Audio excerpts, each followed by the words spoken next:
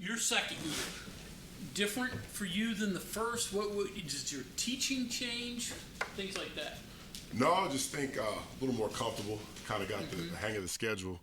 You know, like when I came in, COVID was still going on. So, you know, I started off most of my meetings on Zoom with the guys. So it's kind of back to the more of a normal schedule. So I can kind of, you know, this basically feels back to normal. What do you see from the growth and development of your guys? Consistency. Okay. So there's always the flash plays from Dante and Taj and those things, but Jordan Jefferson's coming along. Zyke Lawton, Sean Martin, Torres Simmons are all flashing there. So I like, you know, when I got those guys in there, there's really no change in what's going on in the field. Like you can't notice the second units in there. You feel good with what you got right now? I do. Talk about some of the younger guys to start with. You know, Hammond Russell, Zyke Lawton, some of those guys that haven't seen ton action here in the past. Ham looks really good for a young guy. He's got some natural strength to him. He's growing and learning to play that nose guard position. He's a tough kid, very physical, so he looks really good. Zyke Lawton's been a pleasant surprise. You know, you really don't. I think guys forget that he's only been college one semester before coming here. He's given us a nice little spark plug, and again, I love coaching West Virginia kids, like I said before. So, I mean, he's got a different mindset because this is home for him. Size-wise, is he where he needs to be, or does he need to get a little bit bigger? Or? He needs to get a little bit bigger. He hadn't had a real offseason yet. You know, again, he went to college when COVID, you know, quarantine kind of started. So, this is really his first true cycle in the weight room in college. You know. Best attribute, quickness, maybe, or quickness, very much so, very much so. And he's got a tremendous knowledge of the game. He's a true football guy. He eats and drinks football. What do you think comfortably he can play at? I don't know. I'll let Mike Joseph handle that. I'll let him just kind of run with him this summer and see where it goes. Right. Again, as long as he has that quickness, I don't mind how big he gets. Where's Jordan at now compared to when you first got here, and how have you seen him develop? He's always been a strong sucker line. I mean, that joker's big and strong, but I think his confidence is through the roof now. I think he knows physically he could hang with anybody in this conference, anybody in the league. And I think when we, really solidified it was that game against Minnesota, that offensive line that was bigger than most offensive lines in the NFL. I mean, he held his own in there. So I think he's a guy that we can really rely on to be the centerpiece of our defense. Size-wise, he's got what you need at nose, right? Oh yeah. I don't stand in front of that joker too many times doing any drills with him. Neil mentioned the rest of camp you guys were going to maybe tinker a little bit technique-wise, maybe a little bit, maybe some 3s to 5 and so forth. Explain what you're thinking there. Just trying to be more versatile. I think when you have guys that can play multiple positions, I think it makes the defense deeper. You build depth from within. Also able to go 3 down to 4 down and play against some of these heavier sets with different guys. So, again, it's just teaching the game more and getting guys exposed to doing more things. How many you got, you think? Would you say 6, 7? I think I got 7 guys I could trust right now to go in the game. 7 guys? Yep. Dante, obviously he's a little limited this spring, but just from last season to this, what areas you ask him to improve on and try to do? Just relax and play. He's got all the natural physical gifts. He knows what to do. Just with him, it's just slowing everything down in his mind and not putting so much pressure on himself. He mentioned when we talked to him earlier that he came back for a specific reason. He wanted to prove that he could be a consistent everyday player. Is he getting closer to being there? Very much so.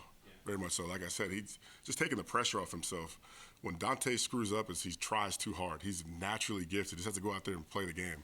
I always tell him it's a child's game he's been playing for a long time, and just go out there and be a kid and have fun. I mean, there's some plays he made last year. You're like, whoa. I remember that interception he made and some different things. I mean, you look at him and you see those things, and you're like, wow, if he could just do it all the time, you got yourself something, right? Absolutely. And again, he's a guy you don't tell him too much. I literally just try to slow his mind down. I mean, he knows exactly what to do, and it just naturally happens to him anyway. So I just tell him to don't go out there trying to make one of those special plays. Just play the game and it'll happen.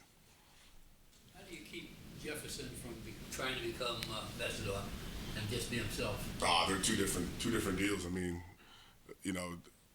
Keem was more that athletic guy. Jordan's more that Mack truck. Just go out there and tell him to be Jordan Jefferson. When when something like that happens, do you have to deal with the kid a little differently as far as letting him know that there's more on him, but that it doesn't really change what he is? No, I coach guys' strengths. I coach guys' strengths, and I try to limit their weaknesses for them. I mean, I try to go what they naturally have to do, and I don't try to change that. I just try to make them more well-rounded. So, I just try to get Jordan to make some of those athletic plays, but again, I'm going to go in there and let him be the Mack truck. Does that change your defense a little bit? Because I know the first couple years Jordan was here, relied on quickness a little bit more, gaps, that kind of thing. But now that you've got some bigger guys that can get a little more push, does that maybe change a little bit how you can do things? Definitely changes some things. Again, we're going to adjust the defense to the strengths of what we have. So if we're not going to be moving around doing as many things, that's fine, because Jordan Jefferson's the type of guy that he embraces going there and getting double teamed. So that's exactly what we'll let him do. Obviously, if you can push that center back into the quarterback's face, and that takes care of a lot of things, right? No doubt. I'm a results guy. We're going to get as long as the job gets done, I'm good. Right. I don't really care what it looks like. You talked about depth. Do you need to add another, a portal guy, or are you comfortable with what you got? I don't know. I mean, that's above my pay grade. I get out there and coach the guys I have. So, I mean, you're going to have to ask Coach Brown on that one. But you never have enough, do you? Never have enough. Never heard a coach say that. Never have enough. I'd love to do it like hockey, where I could just roll in guys and hop over a wall 4 and 5 at a time if I could. I'm guessing you got more than you had at some of the other places you've been at. Oh yeah. You guys know my background. I come from small places, so. But along those lines, when you come from a place like that, you have to be resourceful. Absolutely. Does that help you now, knowing that, okay, maybe I got a weakness here, we can do some things, tweak some things? You see that a little bit? Absolutely. And again, that's kind of building that versatility, just mixing and matching guys. And, one lineup you have your speed lineup, one lineup you have your big lineup, one lineup you have your guys that you do different things with, or you mix around your personnels and packages. So, again, it's all about putting the kids in the best situations they could for themselves and for their skill sets. And what do you think your group does best right now? Right now, I think that the style of play, more so than X's and O's, I think I have a bunch of guys that will go in there and get in a fist fight with any low line in the country. And I think you can coach that, and you can develop that into anything you really want to, because the want to is there. A guy we kind of sleep on is Taj. Oh yeah, you kind of take him for granted a little bit, and here's a guy that's. Well, if you're around Taj on a daily basis, our mentality that we're going to go against anybody is set by Taj. He's not afraid of anything, and more times than not, I got to pull the reins back on him and slow him down more than anything. Which again, you'd rather tell him whoa than giddy up. His development, and could he have a role in particular packages, or could he eventually be an every down guy? Sean will eventually be an every down guy. I think you won't notice the difference when Sean's out there with Dante or Jordan, or if giving Taj a blow. I think he can play every package. He can line up on the edge and play. He can play some at 3 technique. He's been more than a pleasant surprise. He's grown into what we all thought he was going to be. He played almost exclusively end last year. You playing him more at tackle or some at tackle? Oh yeah, he's going to play everywhere. He's going to play everywhere, probably but nose guard. Mm-hmm. How many noses do you have right now? 4. You have 4? Yep, that's 4. Who? I mean, four. Jordan and Hammond. But Jordan Hammond. I got Eddie Vestorinen, and then I got Jalen Thornton, who could play both positions as well, who's having a great spring as well. Yeah. About your Bandits, Bill said you need more from them. How do you develop, I guess, more production and consistency? I mean, Coach Leslie really coaches those guys, so I'll let him speak on it.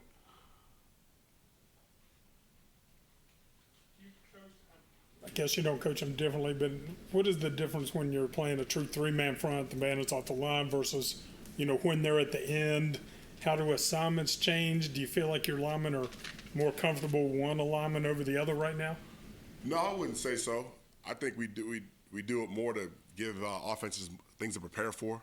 I think we have a bunch of unique, different body types that we can mix and match in different places. So again, it's twofold. It's one, putting the kids in a position to be successful, and again, making people prepare for us.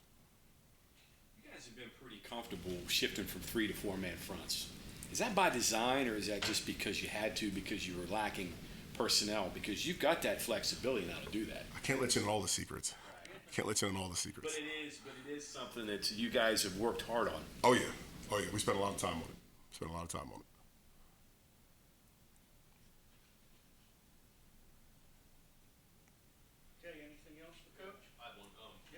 number of veterans you mentioned that are going to play a lot of time, and you have, I guess, kind of an old team. You're going to lose some of these players naturally, but you also have a crop of young players that maybe don't have to be out there and thrown into the fire. That can watch and develop too. It's an interesting balance of almost extremes. Yeah. A little bit too beneficial. Or would you rather have more of a blend? Repeat that one? Is it nice to have those extremes, like really older guys and really younger guys? And a number of those younger guys may not have to play a whole lot this year. Oh, yeah. Eventually they will, but I don't know if it's one of those things where you want to play if they're not ready. Would you rather play them just to get them experience? It's great because I have two basically assistant coaches. I have Taj Alston and Dante Stills who played a ton of snaps. So sometimes when I'm on section 4 of mathematics, they can bring me back down to freshman 101 and kind of talk to those young guys. And then they also can put it on tape and explain what they're doing in a different way than I can. One of those young guys, Eric Burton, he's obviously undersized right now, at least weight. What do you see from him? Just get in the weight room and get bigger, stronger? Oh, yeah, get in the weight room and then training table.